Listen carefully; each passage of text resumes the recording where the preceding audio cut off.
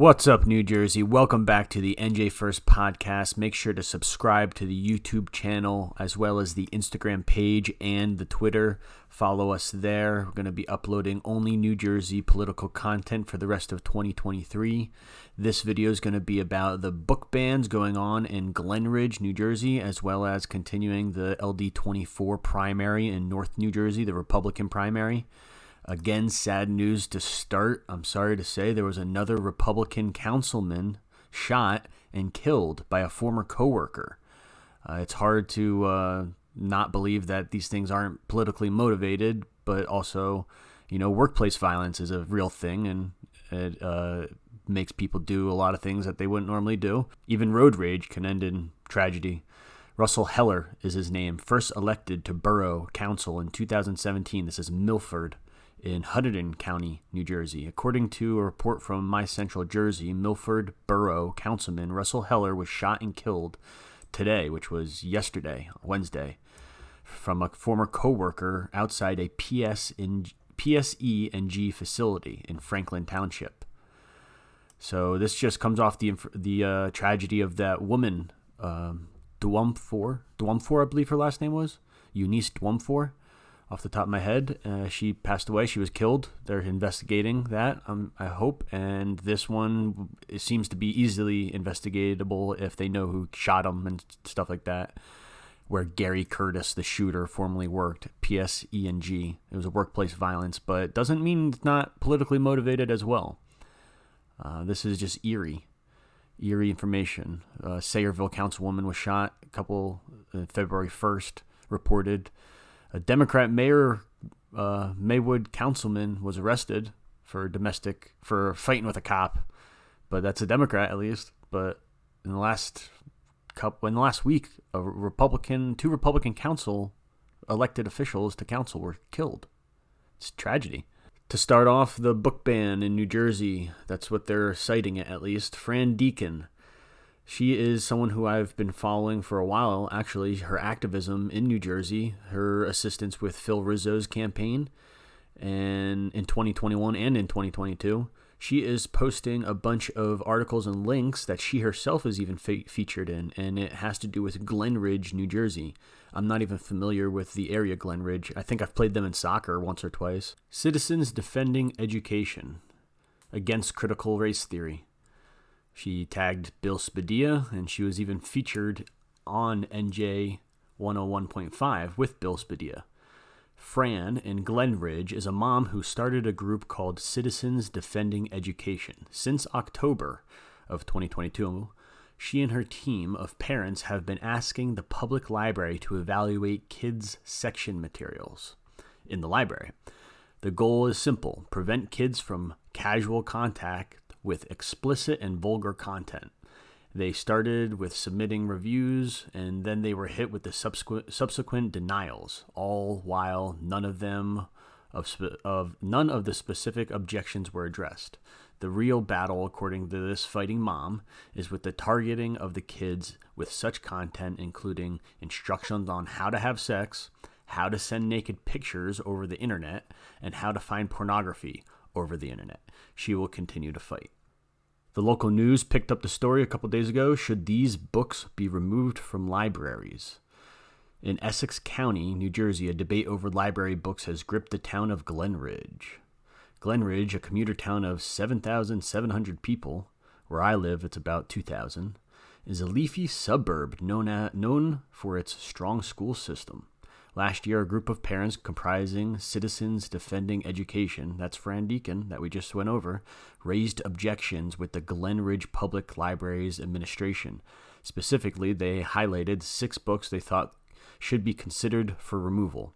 All Boys Aren't Blue, Here and Queer, It's Not the Stork, Geesh, It's Perfectly Normal, You Know Sex, This Book is Gay. Oh my God, this is hilarious. This is comical. The original request to consider the book's removal was denied. So, like Fran said, she asked, and they were denied with no objections. There's no reasoning, but an appeal was filed. So Fran and her group filed. We had a chance to sit down with Fran Deacon, and let's listen for 30 seconds. We went to the library board meetings, and we talked with them, and we explained to them that the books were sexually explicit, that they were pervasively vulgar, that they encouraged activities that are high risk and even illegal, such as sending and receiving naked photos of one another, what you would call sexting, finding, paying for, and enjoying pornography on the internet. Now, the local news is giving both sides of the story, but Erin Ackerman, a mother in her own right, who has kids in Glen Ridge schools, explained why she and other town residents think the books should stay. Now, again, you just listened to Fran explain all the bad things that are in there without even showing the pictures. She gave examples. Let's listen to the other side of the response.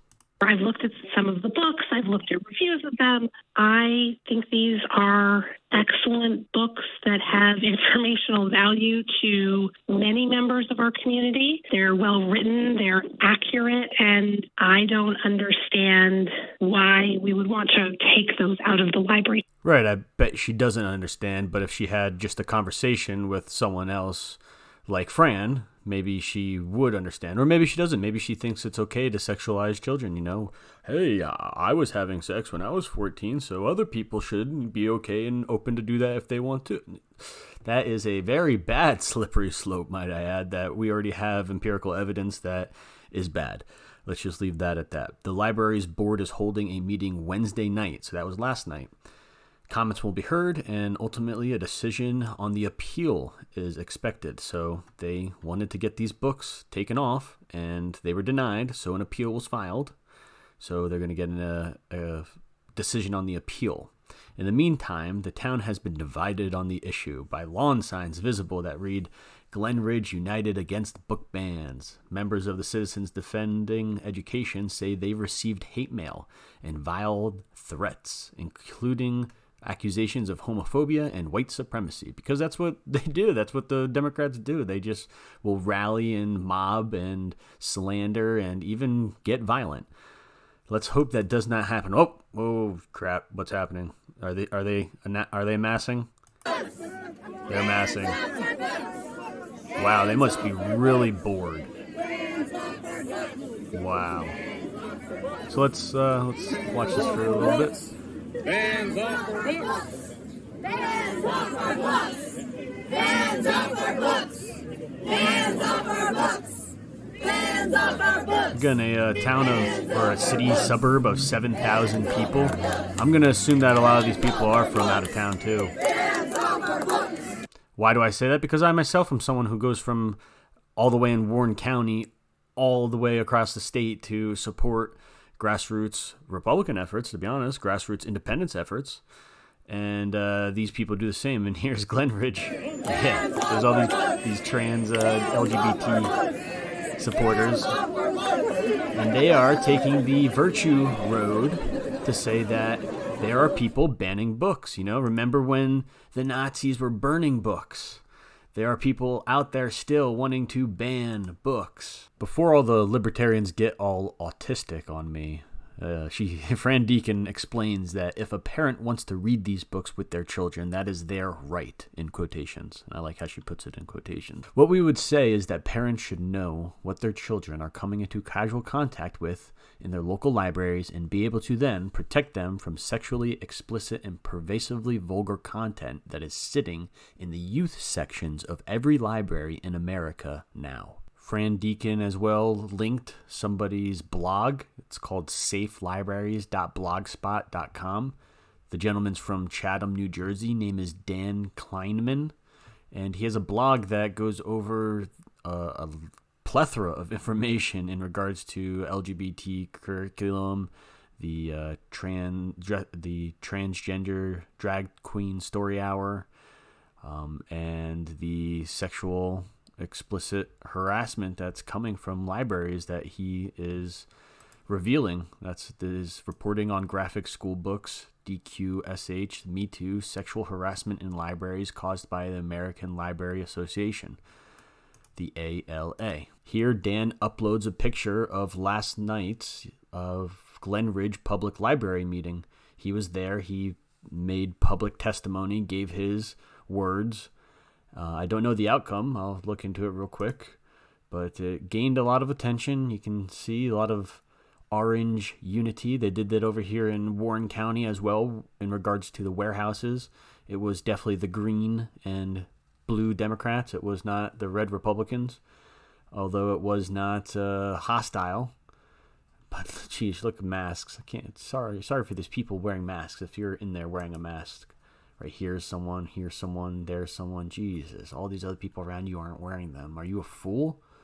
Oh my gosh. Lastly, on the banned books in Glen Ridge, New Jersey, although I do recommend following Fran Deacon as well as Dan Kleinman. I'll give him a follow right now. I just followed him because of the work that they're doing to expose the left and what they are trying to groom and indoctrinate onto the children.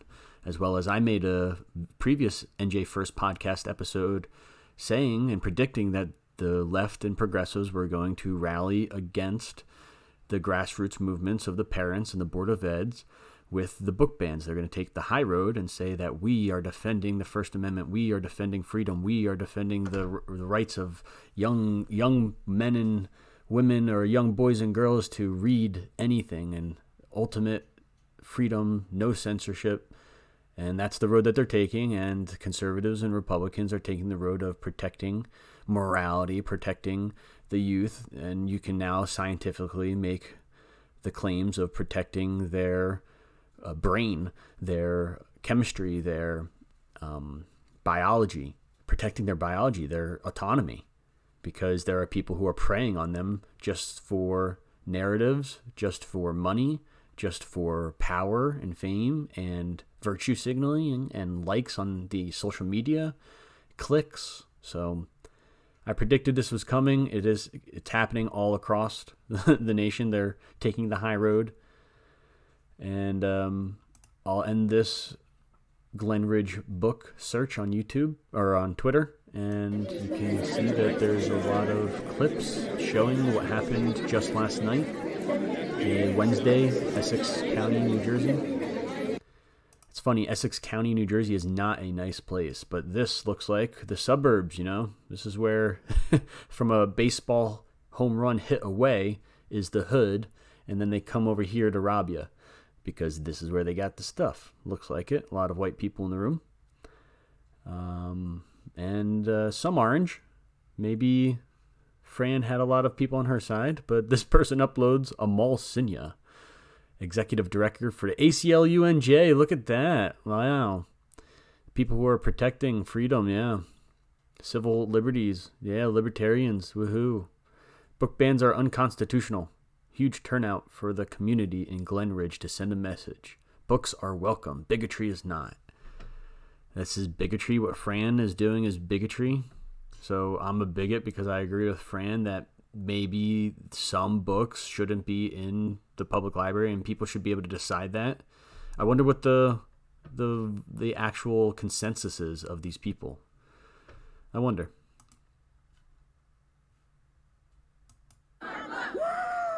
Again, these people are so bored. Like, where were they for the COVID? Where were they for the anti-war rallies? Where were they? These are the same BLM people. These are the same white liberals that were marching for BLM.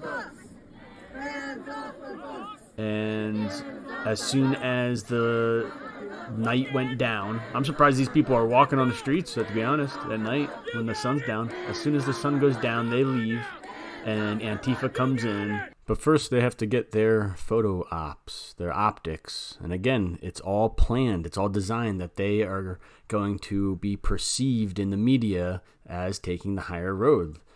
100 pack at the Glen Ridge Auditorium as the Public Library Board decides whether to remove 6 books featuring LGBTQ plus topics. A handful of people had submitted concerns claiming the books are sexually explicit.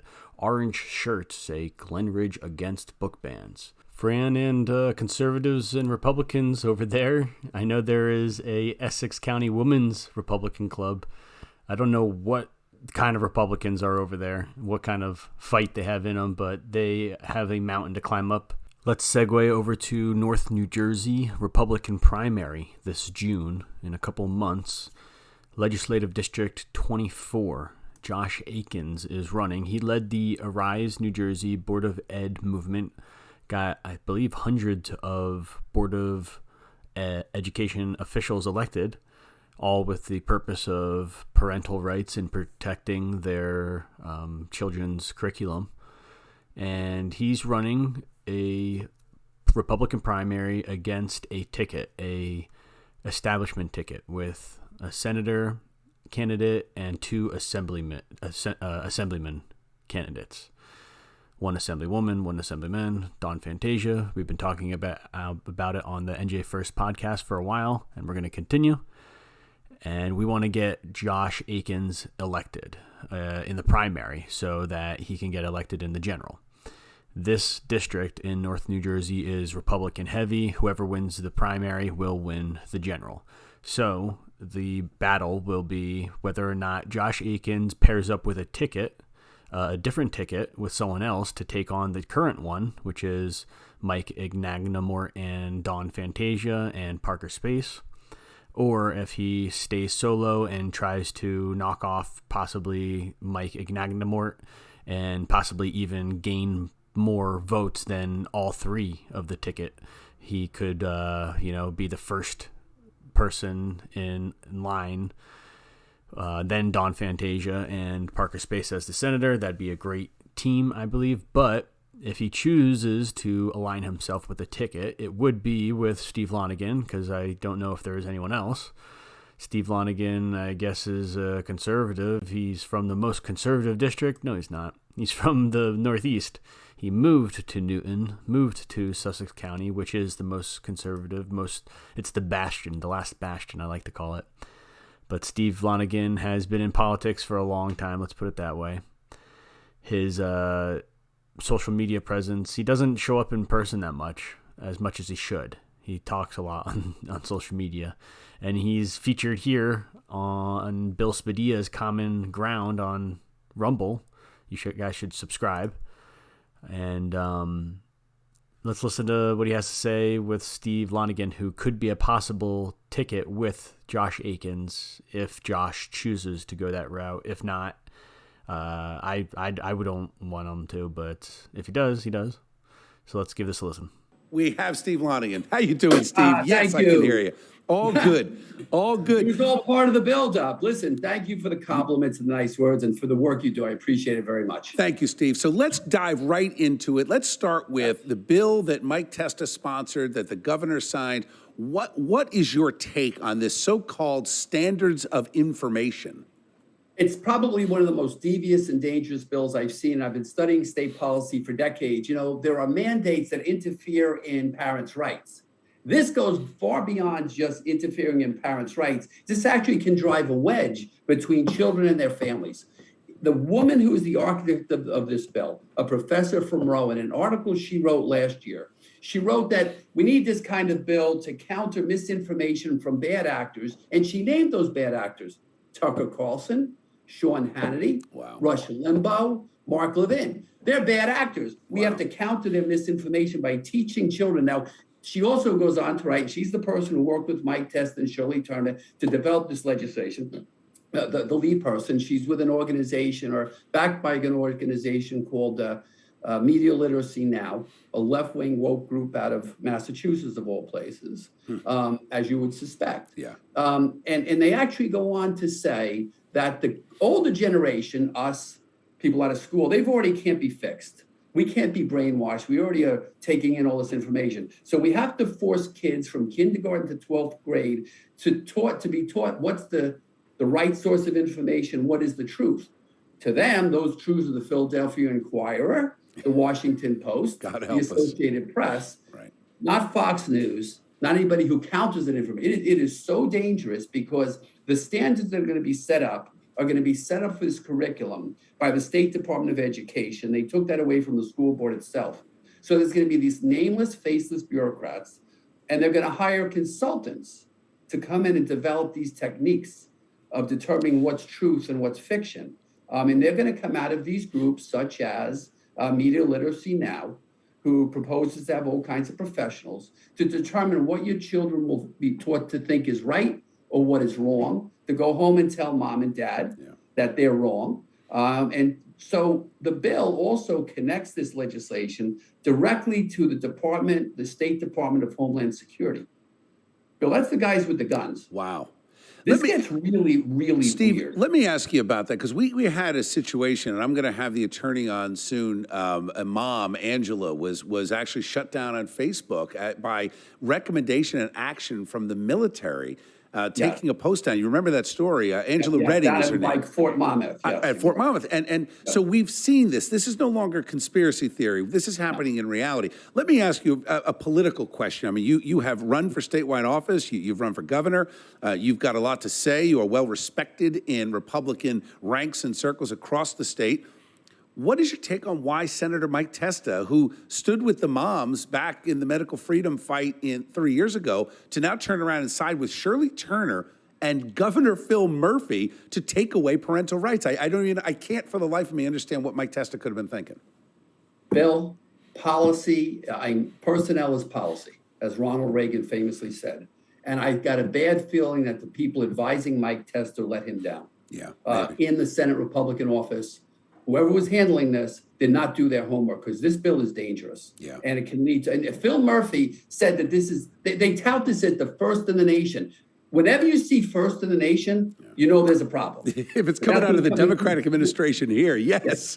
Whenever you hear the word first in the nation, your tenants should go up and say, wow, something's wrong with this, right? Let's look at it further. They didn't look any further. They didn't realize that the people who are the architects behind this were these far left liberal wokes, and they're going to bring in all these personnel into our school system, and our kids are going to be taught from kindergarten. Now, I remember kindergarten. I was trying to figure out how to put on my coat. Now I'm going to have to figure out whether or not to listen to the Washington Post or the Philadelphia Inquirer. It is just unbelievable, and it's unbelievably dangerous. I think it's extremely dangerous. So how do we fight it? Because here's how I look at it, Steve. You and I are fighting side by side to take this state back, and people that you expect would be your allies in this fight to protect parental rights sometimes make a political move. Maybe it was bad advice that Testa got. Maybe it's he's positioning himself to be a moderate and appeal to the far left for a statewide run. I don't know, but right, but whatever the motivation, what can we now do about it? Because we've got an organization now, 95,000 members of the Common Sense Club. We were able to push the envelope and really drive the point home with Senator Joe Vitale. And now we're going to get Billy Cray's law, the hearing that it deserves, the conversation that it deserves, and hopefully the votes to pass it. But where do we go on this? Are we back to saying, look, school boards, look 447 moms and dads who we just got elected brand new in 2022, you now have to fight this the same way we're fighting the sexualized curriculum in grade school? Well, buried in the body of the legislation, it says that there's going to be at least 3 meetings, one north, one central, and one south, at least in each part of those regions of the state, for the public to give their input. We got to get every person we possibly can to those meetings, thousands of them, like you did 3 years ago. Because if you look at the pull quote, I think I sent you this. I don't know if your staff gave it to you. Olga Politi, who is the architect of this, said that this will give us the mechanisms to teach children to define fact from fiction and to discount things like false information on the danger of vaccines. Wow. Everything we were talking about. She actually said this. So there is a real political agenda here. There was an attempt to brainwash our kids. I'm going to use the word brainwash. It might sound harsh, but if they're in school all day, every day from kindergarten to 12th grade, to being taught that Tucker Carlson is evil and read the Washington Post, that's brainwashing. Well, and think about it, Steve. The kid comes home from school. He's in 4th grade, just learning to formulate opinions. And maybe, I don't know, like I grew up in a house and I would argue with my dad about politics at a very young age and back and forth. And that's how I learned. Take a contrarian opinion, learn, defend yourself.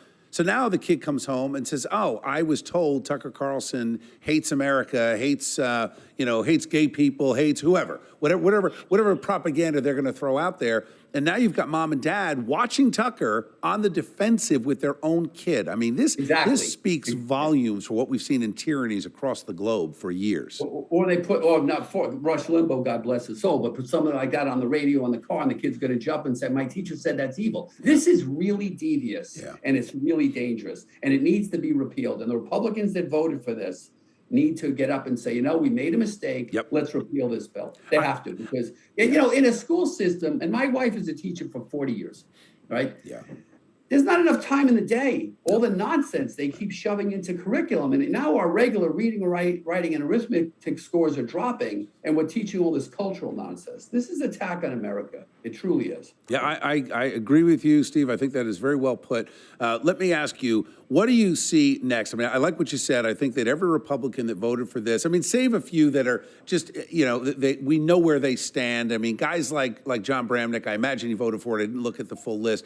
But a guy like that, I think, has just carved out his position on the left, and that's where he's comfortable. So you're not going to move that. But I think certainly a guy like Mike Testa would be smart to turn around and say, wow, we blew this one.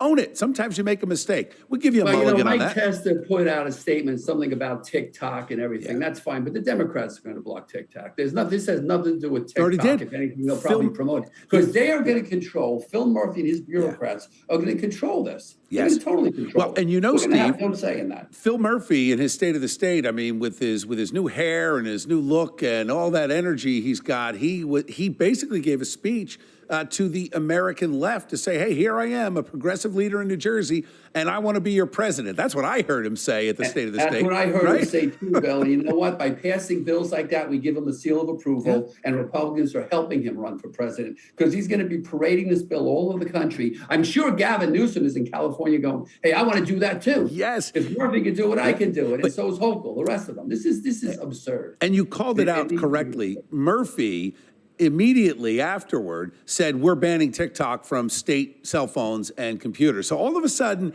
he understands, like, oh, if we're going to demonize one, let's demonize TikTok, but let's leave MSNBC and CNN and all the other propaganda alone. We're going to focus on TikTok because that's an unpopular app right now. Bill, I got news for the New Jersey people, Bill, is that John Corzine banned social media apps from all state phones years ago. No kidding. So state employees right now with a state phone cannot get Facebook or TikTok already. So that was nothing. Yeah, I'm going to stop it right there. It's just a couple old guys talking back and forth, actually. And it's this is the best we got. This is the best you got, New Jersey, for Republicans. This is all you got. A little backwards with the Phil Murphy to Gavin Newsom. No, it's the opposite. It's California to New Jersey. Gavin Newsom was the one exploring a presidential run first. I was the one who said that Governor Murphy was actually going to run for president a couple years ago, and also was calling out they're talking about a different bill, but the assembly bill where Republicans voted for high school 9 through 12 LGBT curriculum, which then passed onto the Senate, where the Senate reformed it, amended it to say K through 12. That's what really happened. There were Republicans that voted for that. I as well called that out years ago. And Michael Testa, I made a video before saying that he makes posts that are good, just like how Bill Spadilla alluded to that he makes good posts against TikTok. And Steve Lonigan's there saying, yeah, well, so does Corzine make posts against TikTok. It's just, it sounds like a very high IQ, but talking head. Politicians. They sound like politicians or commentators, just like what I'm doing, commentating on them speaking on people's ideas. But Bill Spadilla was mentioning Michael Testa, and again, I was the one who first called out with him marching with Black Lives Matter. And I've got nothing but ridicule and scapegoated and exiled from anyone having to do with New Jersey conservative, grassroots, Republicans, so I don't care anymore. I'm just reporting on my own thing. And with Josh Akins in my former legislative district, again, with Josh Akins, they didn't mention Josh at all with the Board of Ed and Arise New Jersey, which they have worked with, hopefully. I don't know if Steve Lonigan ever worked with Arise New Jersey and the Board of Ed candidates that got elected, but if you listen to Josh Akins speak and one of these guys speak, it's night and day, especially in regards to the curriculum and the strategy that they put forth and how to remedy the state attacking them and even with threatening to withhold funding to Board of Eds. So You should definitely listen to Josh Akins. He's a leader. Again, he's got to be the one that gets the most votes. I don't know if Steve Lonigan is one to get on the ticket with Josh. Again, that's up to Josh. I have recorded here in my NJ1ST ebook. It's in the link description of my Twitter. It's for free. Recorded Hindsight 2020 American Riots. I do have recorded that New Jersey Republican Steve Lonigan says that President Donald Trump is wrong to insinuate that the military be used to protect innocent Americans in our homeland. Remember the riots of 2020, the Summer of Love, America City Burns? Well, he said that he didn't want President Trump to use military to protect Americans because it will change America forever. And in my opinion, as of writing this, I said that America today is already different than the America I grew up in, and that's how fast it happens. The National Guard should not be over abroad in Iraq and Africa, and the troops should come home and protect people at home, especially in times of disaster. And then going over to Steve Lonigan's Facebook page, he drops off his petitions with Laura Ali from the Morris County Republican Convention. And if anybody knows anything about Laura Ali, she's in charge of Republican Party in Morris County, and she is the reason why now there is a county line in Morris County. There wasn't before, or at least there was a chance for there not to be, and they made there a county line. Nice job, establishment Republicans. Great, neocons, okay.